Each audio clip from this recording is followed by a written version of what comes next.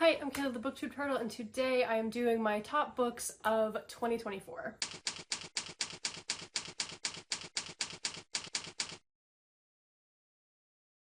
So I posted like 2 videos last year. Will this year be any better? I don't know. But I did read 43 books, which I was very excited about because my goal was only 36. Because that's about 3 books per month, which is what I typically average. But I ended up reading 43, which is very exciting. And so I'm going to go through some of my bookish stats and talk about my favorite books of the year.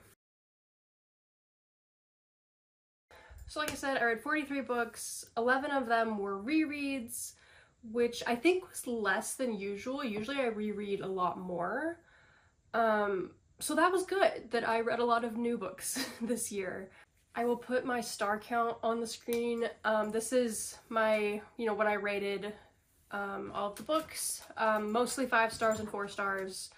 I feel like I've gotten a lot more critical with the books I read in the past couple of years, but I also do know what I like and enjoy, so most of the books I read are going to be rated high because I know that I'm gonna like them, if that makes sense. My most read genre was fantasy, which is not a surprise. It actually was originally contemporary, was like in the lead for a while, and I was like, that's unusual. But fantasy did end up winning with 19 books and contemporary had 13 books. I think maybe contemporary was winning when I was considering contemporary and mystery as like all one thing. But then I was like, well, they're kind of, I want to separate them, so. And then my biggest fantasy subgenre was urban fantasy, and I also read a lot of high fantasy and magical realism. And then breaking down contemporary, it was mostly like romance, mental health, coming of age, that kind of stuff. These are fun little stats. 12 books made me cry this year. That's always fun. Love a book that makes me feel all the things.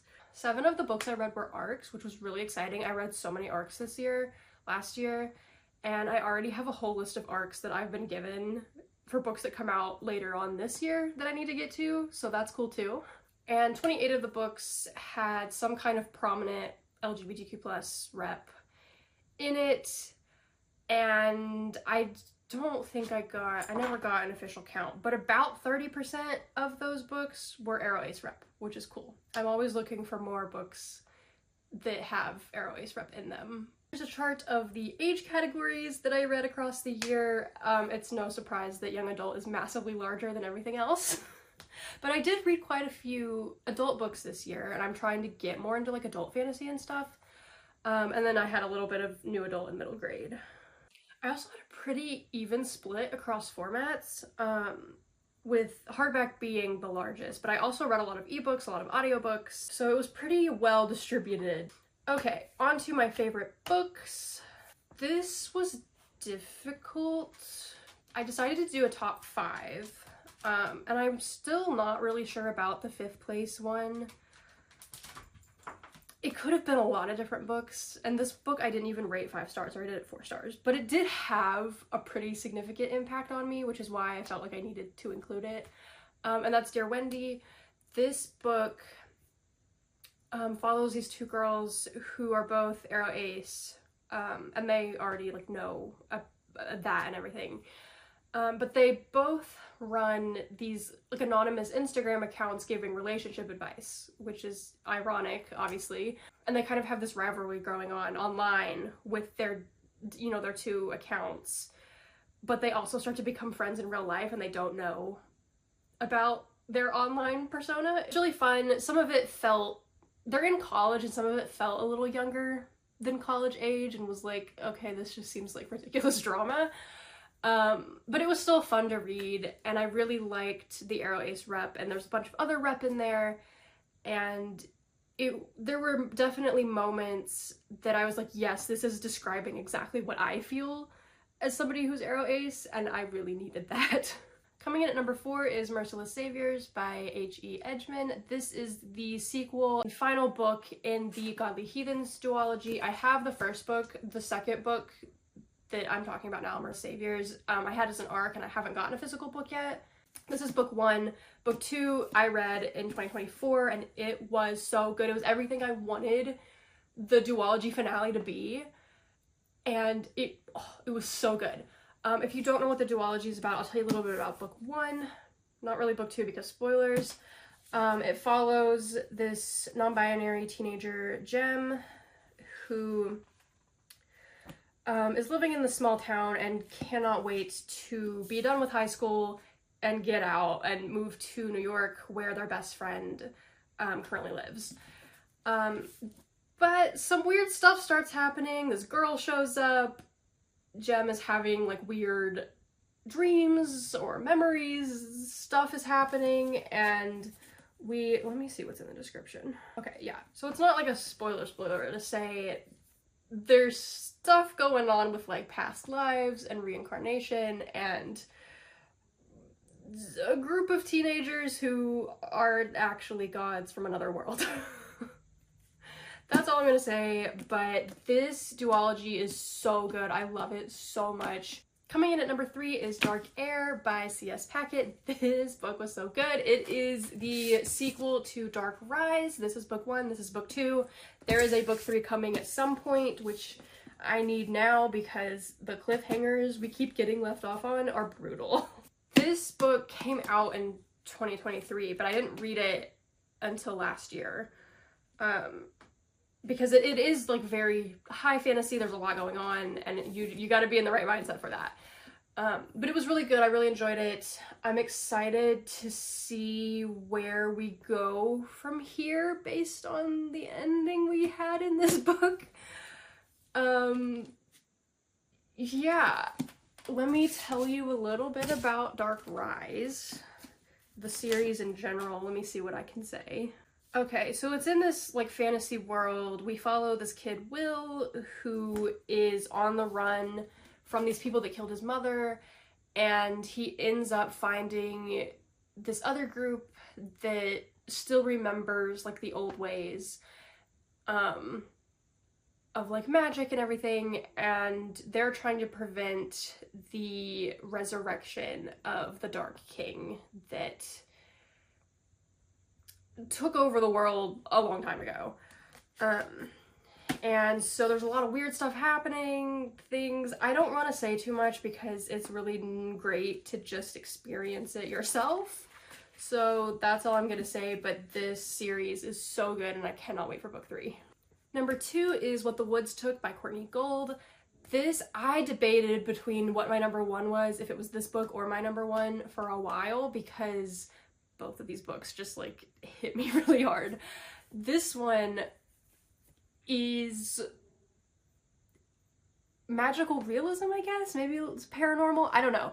It takes place in our real world, and it follows this group of troubled teenagers that are sent to this wilderness camp to fix their behaviors and stuff. And so the goal is that they're gonna hike like 50 miles or something over like the course of 2 weeks or a month or so, I don't remember.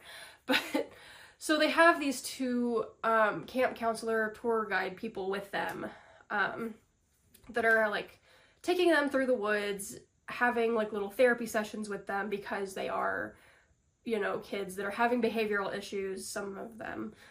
Most of the situation, it's like, okay, these kids probably actually shouldn't be here. But what gets weird is when they cross over into a certain part of this forest and things start seeming off.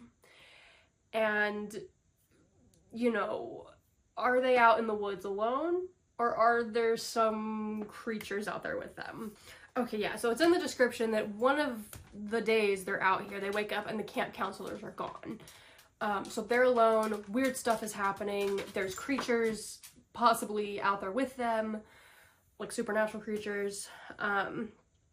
The description here says it's kind of like Yellow Jackets meets Girl Interrupted, which I am currently watching Yellow Jackets, and I had not known about the show when I read this book. But I definitely agree with that. It has that kind of similar vibe. But what I really loved about the book was the characters and getting deep into them and what they've been through before they got to this camp thing, and some of the things that they're dealing with and struggling with, and how they kind of all come together and form like these friendships and these bonds and have to basically survive and get out of here together. I really, really love this book. It like hit me in some kind of way that it just like has really stuck with me ever since I read it. And finally, my #1 book of the year was Daughter of the Bone Forest by Jasmine Skye. This was also an arc that I read, and I read it almost a year ago now, but it was so good, and it was so unique with the magic situation and the way that the world was. Basically, it's in this world with witches and familiars, and the familiars are people that can turn into animals based on like the category of magic that they have. So our main character, Rosie, is a bone familiar, so she can turn into bone animals. So she's just kind of living with her family and everything is fine until one day something happens. I don't really remember, but people find out about her and they're like, okay, well, you need to come to this like boarding school place for witches and familiars. And so she's trying to like hide certain aspects of her powers because it's like not exactly the same as most people.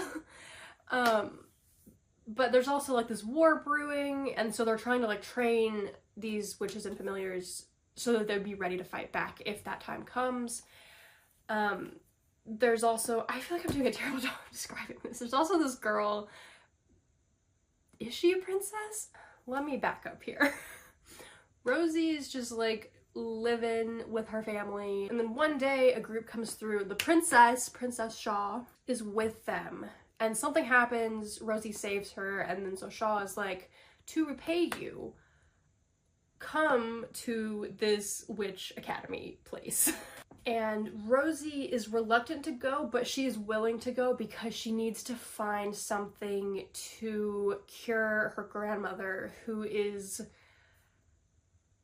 going through a situation as a familiar with not being able to control her shifting and becoming too much like the animal.